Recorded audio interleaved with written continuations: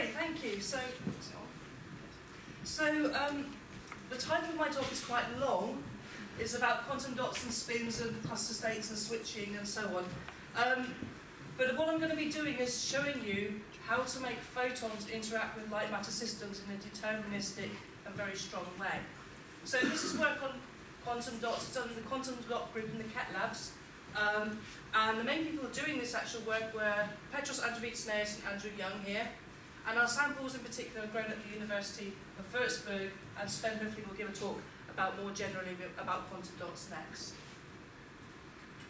So quantum dots are very often thought as being very useful for single photon sources. What I want to do is do the other way, put those photons back into our devices, okay?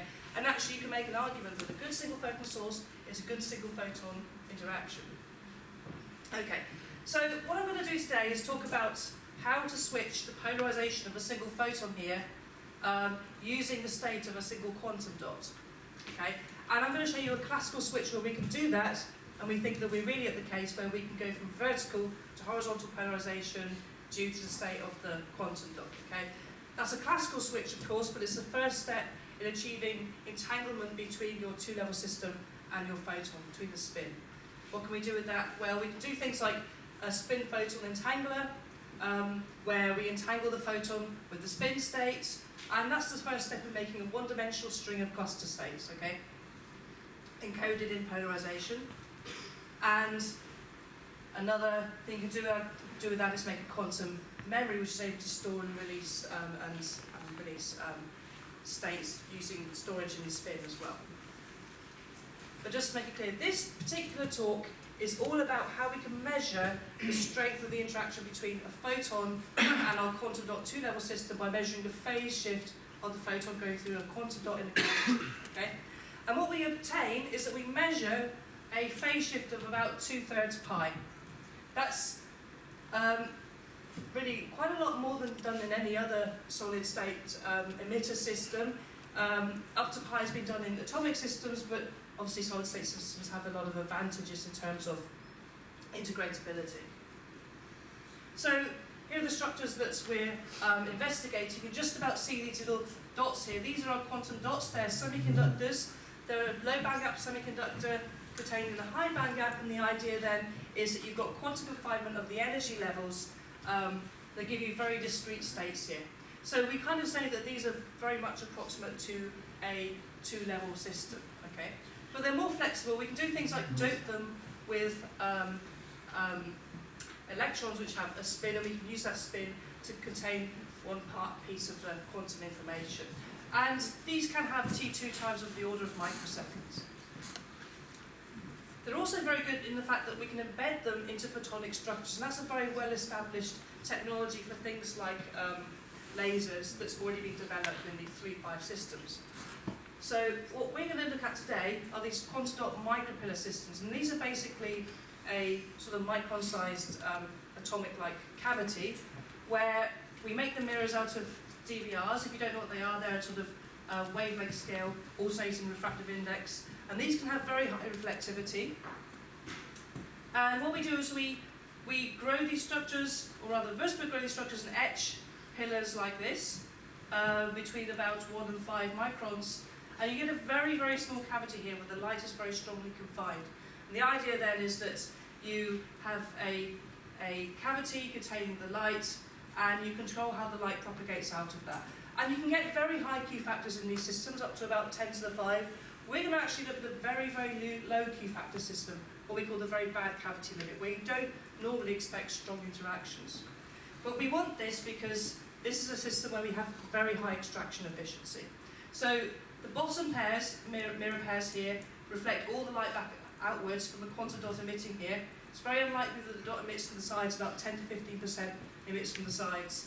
And there's a low number of DVRs on the top, so most of the light emitted by this quantum dot will come out of the top of the pillar here. So it already makes a good single photon source. Now this was something where it wasn't clear that this would be so high efficiency, but our last paper last year showed that what we call the beta factor, the measure of this, is very high. It's about 85%, and that's without actually optimizing the device. You can probably push this much higher. So this is the structure that we're looking at.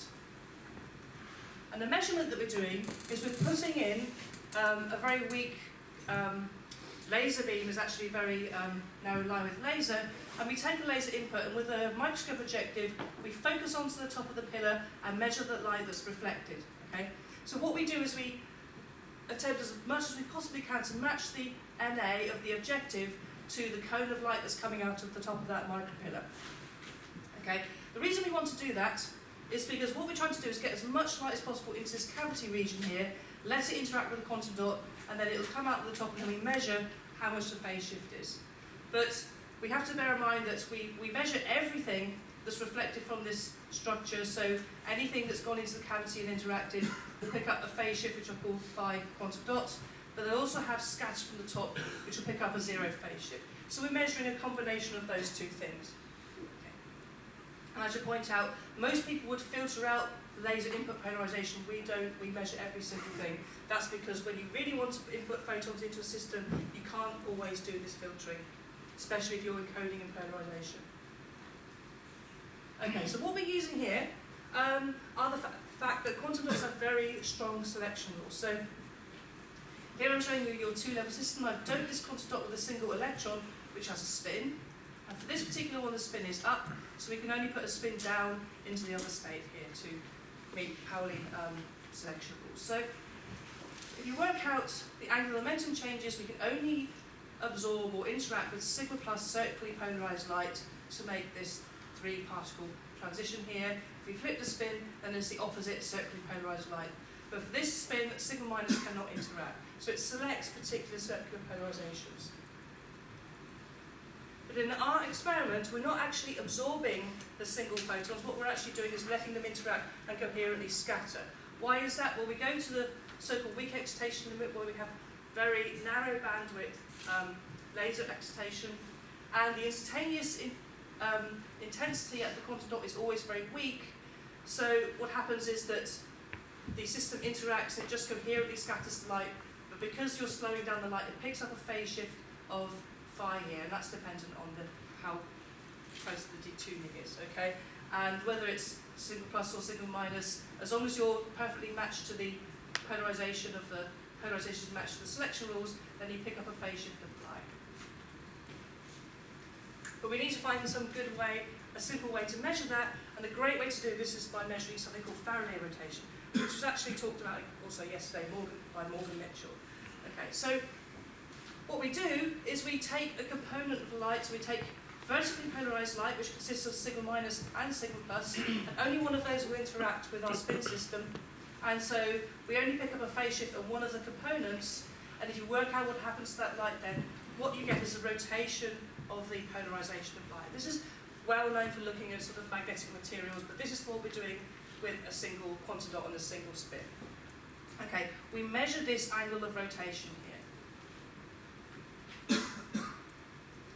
Okay, and now this is something I just want to make clear. So what we're trying to do is measure the absolute phase shift the maximum phase shift that we can get from a photon going through a quantum dot. We're actually measuring it using Faraday rotation. And there's a difference between these two values. So the Faraday rotation is always exactly half the total phase shift that you expect. That's because half the light is interacting. But I'll talk about both Faraday rotation and phase shift. So remember, if you've got a phase shift of pi, 180 degrees, then what you're seeing is a Faraday rotation from V to H. And of course, a V to H is flipping from one polarization to an orthogonal one. Once you can do that, then you can do pretty much everything that you need to do with any kind of qubit systems. So the way we do this is actually tuning our narrow bandwidth laser through the transition. You would see reflected the intensity here that matches the line width, but what you also see is that if you measure the Faraday rotation angle, you see it go up as you go to one side, and then you see a flip in sign, and it goes to the other side, and you see that the magnitude also changes. So it has a very characteristic shape here. Okay, so that's what we're looking for in the first instance. So here's our experimental setup. We take our narrow frequency laser. It's in the order of about a megahertz instantaneously. We pass it through a very good linear polarizer and direct it through this beam splitter onto our samples inside a cryostat, okay, and through a microscope objective. This is cryostat, which makes the optics quite tricky. Okay, we collect all the light. Some of it goes to the phase shift part, which I'll talk about later, and the other part goes to the polarizing beam splitter, which just picks off the opposite polarization, so the the horizontal polarization here. So if we measure something in this channel, this must have been the quantum dot itself has scattered the light from vertical to horizontal. That needs to be a spin-dependent thing. Okay, so it's a very good indication that that's only from the quantum dot. This is actually the technique that a lot of people working on quantum dots actually use now. So this is now becoming well established. You need very good polarization optics for this. So this is a result of a measurement that you do if you measure this, what's called resonant scattering. You see these two peaks. You see these two peaks because we have a 500 millitesla Faraday field. So here, this is the Zeeman split doublet here. We've got a negatively charged quantum dot, so this corresponds to the electron spin up and the electron spin down. And the only other thing to point out is that the line width of this is about 5 microelectron volts. That's actually broader than what we expect with these quantum dots. We've measured that instantaneously to be about 0.7 microelectron volts. So it's broad, and I'll come back to why that is later, because that's important. Okay, so we know where the quantum dot transitions are, that's why we do that measurement. And what we then do is measure the phase shift by taking half the light and then dividing it into different polarizations, so diagonal, anti-diagonal here. And then we write down the phase shift of rotation given by the difference between diagonal and anti-diagonal, and we normalize it by the right and the left. That takes account of any kind of spin-dependent loss in a system, which I don't have time to go into. But that ensures that we're making a good estimate of the phase. And this is the result that we got that we published last year. So the red is the data, and you can see that we see this characteristic shape, okay? And the value that we get, the maximum phase shift, is of the order of a few degrees. Okay, now I'm going to talk later about why we expect that value to be far greater. In fact, we expect it to reach a phase shift of pi. We don't measure that. And the reason for that is because we have a huge problem with spectral wander. So what's happening is that the transition is moving about slowly on the kind of kilohertz level. And that causes us problems because if you're measuring the phase shift, you imagine this is wandering about, then you're taking average of this shape here, and where you get the high phase shifts, it all cancels out, okay? So you only measure something at this side and this side, okay? You can see that that's why these peaks are slightly shifted here. So even though we expect a much higher phase shift, we get a lower value because each of these points takes a second, and then spectral wander has already occurred, okay? But nevertheless, this is still quite a good value at the time. This is still much higher than what anybody else had measured in previous years. So that was pretty good, but we wanted to push it more. Okay, so why do we expect a higher phase shift? Well, the reason is because we're excited with narrow bandwidth laser, and we expect actually quite a strong interaction. Normally, people use very high Q factor cavities to be able to achieve strong interactions, and that's what we initially expected, but that's not true. We're actually in something called the one-dimensional atom regime, and it's all about what the losses are in your channel. Okay, so we think about the losses, and this is a sort of schematic micropillar. I've kind of drawn it so that we're measuring transmission for ease of the diagram, but transmission and reflection are kind of equivalent here. And the first thing that we need to think about are the passive losses that occur without the quantum dot, and you can define that as the side losses, the sky scattering rate versus the scattering rate into the channel, okay? That's given by this eta here. In our system, that's almost, the efficiency is almost 100% in the passive efficiency. What does cause us problems is that when we come into resonance with that quantum dot, we get losses specifically by the quantum dot. It scatters light outside of our channel. So that scattering rate is given by small gamma, and the scattering rate into the channel is given by large gamma, and we define a ratio of those two given by something called the beta factor. It's that beta factor which is really important for us. So what we find is that the phase shift is dependent on the beta factor, and actually it's not dependent on things like the Q factor. You increase the Q factor, what you actually do is just decrease this number here. So in a system, basically we have to make a couple of assumptions. We assume that we have a single-moded structure, which we do. This one-dimensional atom is possibly containing some kind of cavity, which we have, And we have very narrow bandwidth photons here, so much less than the line width of our quantum dot. And that essentially means that we're continuously driving the quantum dot as it's scattering. And that's important, okay? So what's happening here is that the light comes in and it coherently scatters the light into the channel at a rate given here, where G is the light matter interaction strength and kappa is the leakage into this channel. And it also has incoherent scattering out of the channel as well, that is actually dependent on the electromagnetic environment around it. Okay, what's going on here is you get an interference between the incoming light and the scattered light, which affects how things interact, okay? But actually, surprisingly, you get quite strong phase shifts in this kind of system.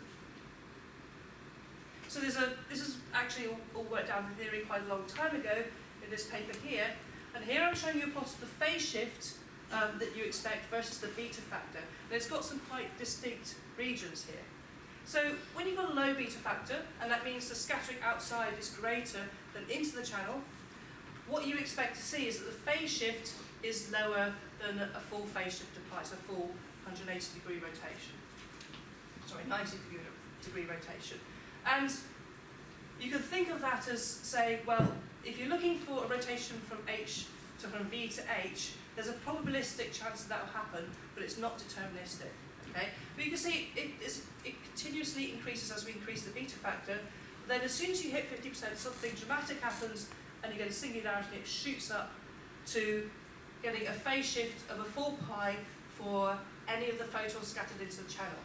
So this doesn't mean that the channel isn't lossy. There are still some losses there. But what it means is that if you do have photons in that channel, every single one we expect to go from vertical to horizontal when we do our Faraday rotation measurement. So you go from one state to an orthogonal state. So this is the regime that we want to be in. And once we've achieved that, it allows us to do things like make cluster states where we can encode entanglement and polarization. That's a really important regime to be in. Okay, so how are we going to prove that we're actually in this high beta factor regime where we see all the scattered photons? Well, we have to measure faster than a spectral jitter. So our previous work showed that we are pretty sure that we're in a high beta factor regime. We think we've got about 0.7, 0.85. And we think we have this problem with spectral jitter.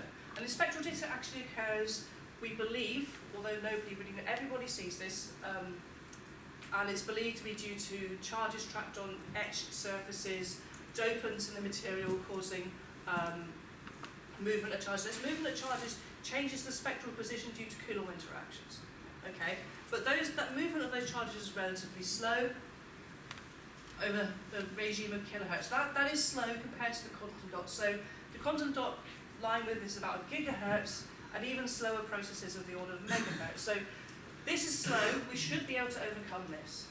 Okay, I'm going to show that we can measure faster than this, and you can even imagine that once you've kind of figured out what these processes are, you can even begin to shift the laser so that it's following the quantum dot as it's shifting, or shifting the quantum dot back into resonance with the laser. So this is not a deal breaker, this spectral jitter. So what do we do now? Well, we take the same kind of experiment, but we actually time resolve all our data. And the other important thing is that we actually need to find out when are we on resonance and when are we off resonance. So what we do is we keep our phase shift arm of the setup, and we have now a heralding arm. Okay. So this is the same as before. We have our cross-polarized channel, but we also measure all the photons that go back into the co-polarized channel, so the vertical. Okay. So if you've got a very efficient scattering system, what you expect is that it scatters a lot of the photons into the horizontal, but you should see a reduction in the vertical photons as well. That's actually quite unusual for a light matter system. You're really expecting to see that the quantum dot is affecting your excitation source as well. And I'll show you that really is what we see. Okay, so what we do here is that we don't bother to tune the laser. There's no point because the quantum dot is doing it for you. We fix the laser position, and we basically time tag all the photons scattered from the system and measure in which channel they go, which polarization they are, and in which timing they occur. Okay? And we measure essentially this value, which is essentially a measure of how many horizontal versus how many vertical photons we have. And if that number of horizontal gets greater than vertical, we know we must have a phase shift greater than pi over 2. It's a very good measure of when we're in that regime of deterministic interactions. Okay, so here's what a histogram here of what we just measured when we just measured the cross-polarized channel. Okay, so here we are. This is a log scale, by the way. Okay, and most of the time you see that the cross-polarized counts are very low, and that's just because the quantum dot is nowhere near the laser. It's shifted off. We don't measure any scattered photons, but here we do measure instances where the cross-polarized count rate is higher, and that's where we're expecting to see more scattered photons. So what we do is we measure the phase shift independently, and as these cross-polarized counts increase, we also see that the phase shift measure increases, and then it saturates to a value of about 0.45 pi. So just remember, we want to get a value of pi over 2. This is almost enough, but not quite. Tantalizingly close, okay? So this is a heralding measurement, which basically tells us when are we roughly on resonance with this quantum dot. So can we do any better? Well, the answer is yes, we can. What we do is a double heralding technique, where we simultaneously look for when do we have high counts in the H polarized channel, the cross polarized channel, and when do we get low counts in the vertically polarized channel? When can we basically flip all the photons from our laser into another channel? Okay, so you get this quite complicated sort of colour plot histogram here. Okay, and what you see is that, again, most of the time the cross-polarised counts are low and the co-polarised counts are actually quite high. There's a lot of variation in this. We actually found out later that our laser is quite noisy, and that's one of the reasons why that is. The reason why this double heralding works is because there's a lot of Poissonian noise statistics when you're measuring this. So you're measuring over about 100 microseconds in the time window. You maybe get about 50 to 100 photons, so there's still quite a lot of noise. But if you actually measure 2 of these channels, you get a lot more information.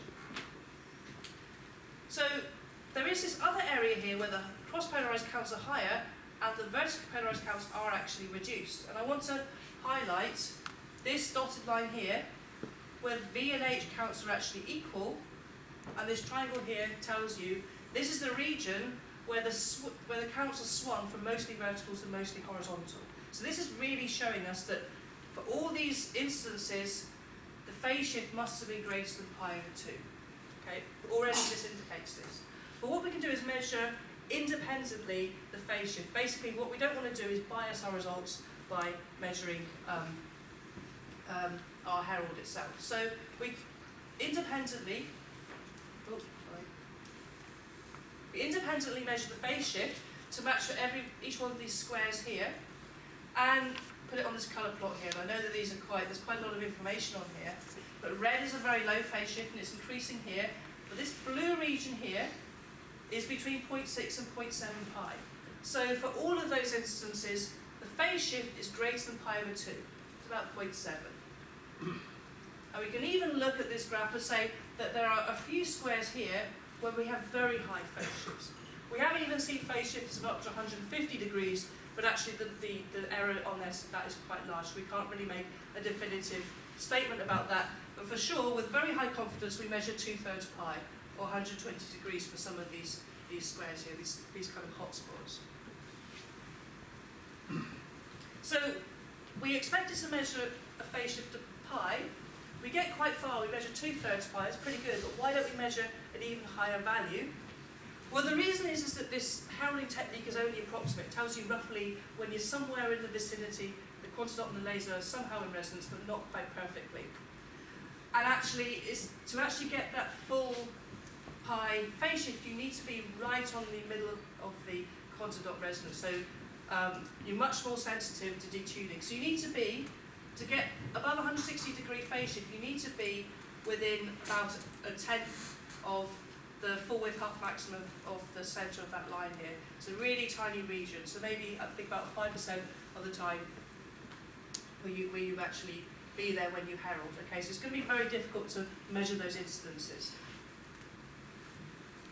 But this is something you can overcome. We can think about making a better heralding scheme and even beginning to overcome that spectral jitter. But this is a more important problem. So we also have background counts in our system. as I said, the background counts come from the fact that you're not perfectly mode matching your input light to your the cone that the cavity wants to emit, that NA here. And those background counts are about 20%, and they reduce the phase shift from pi to 120 degrees. It's really quite brutal how a few photon counts really destroy your measurement. And later on, if you're going to use those photons, that will mean that 20% of your photons haven't interacted. That's quite a large number.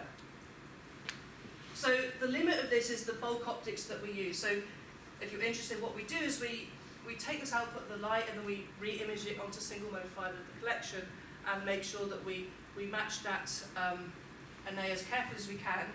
And because you're in 2D, the mode matching we believe is of the order of about 90%. It's pretty good as an experimental sort of skills in the lab. But in terms of bulk optics, I don't think we can go further than this. So this is the limit of what we can do with bulk optics, I think. So we really need a different approach now. And what we're thinking now is that we either go for direct fibre coupling straight on top of the pillar and really, really focusing on perfect mode matching, or we somehow monolithically integrate the whole thing into an output channel and we never go into bulk optics at all. One of those two solutions. But this is actually the next challenge. But the message is that these micropillars themselves are really great systems for doing this, but now the question is how to get the light in and out in an absolutely perfect way. It's really quite a big challenge. So I'm going to conclude now. My main conclusion is that we observe very large photon phase shifts from a single quantum dot. Those pi is really higher than anybody else has measured in the solid state system. It's only been done in atoms so far in one measurement, as far as I know. And 80% of our photons have undergone a pi phase shift. 20 of the photons are background. But the big message here is that this structure is actually, I don't want to say it's easy to fabricate because my collaborator's sitting here, but a low Q factor is much more simple to fabricate than a high Q factor of, say, 10 to the 4, 10 to the 5. And we don't have to worry about matching the quantum dot's frequency with the mode frequency. The mode is very, very broad. Okay, so there's no hero structures that need to be made here, really. So it takes a lot of the complication out of the fabrication. This spectral jitter might be seen as a problem, but actually it's very slow. So when you are on resonance, what you can guarantee is that all the photons coming out have interacted with your quantum. That's very different to having a probabilistic system where you're post-selecting and only some of those photons will have interacted. It's a very different regime. So the spectral jitter is going to be a problem for practical applications, but it's an engineering challenge now. It's easy. It should be easy to overcome. But what I think is not so easy to really overcome is really now focusing on really, really good mode matching in our system to either free-spaced optics or keeping everything in fibre. If you want to have a look at some of these results, they're on the archive posted last year. So thank you for your attention.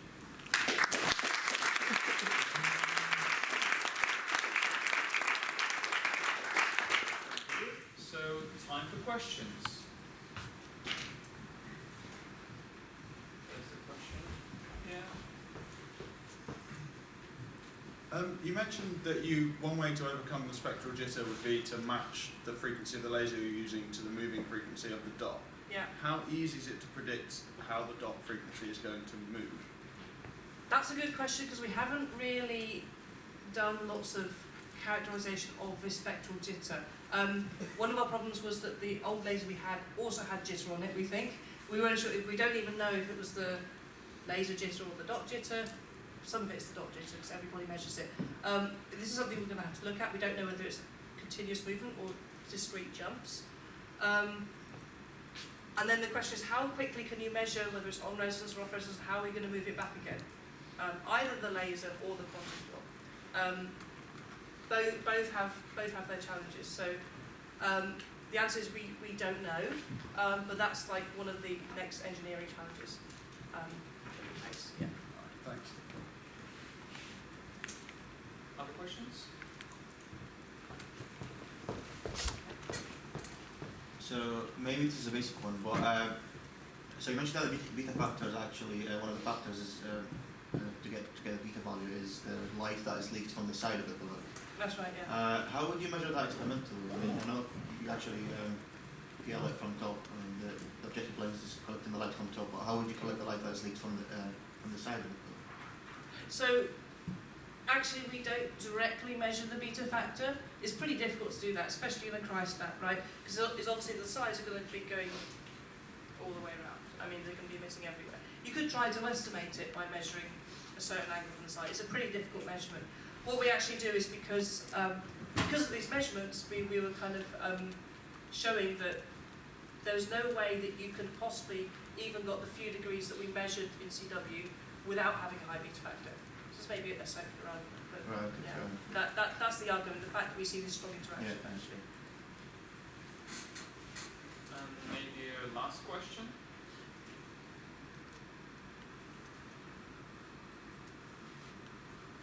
I have one quick one. So, how dependent is this approach on the specific technology?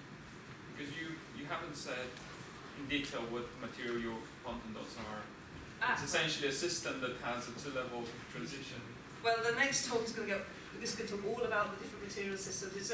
It's a 3-5 indium gallium arsenide system, so it's suitable for compatible with any 3-5 compound technology. You also use all the tricks that he's there. Is that what you meant, or? I meant more of a, if you have a two-level system with electricals, can you apply something similar, or is it specific for? You mean if it's a colour centre and diamond? It really depends exactly on the system, right? So in a way, if it's like a two-level system, it should work the same way. The only thing I'll say is that in diamond in particular, you've got photon sidebands which are very large, and that affects everything. So that reduces your beta factor effect. Yeah, okay. Okay, thank you. So if there are no more questions, let's thank Ruth again.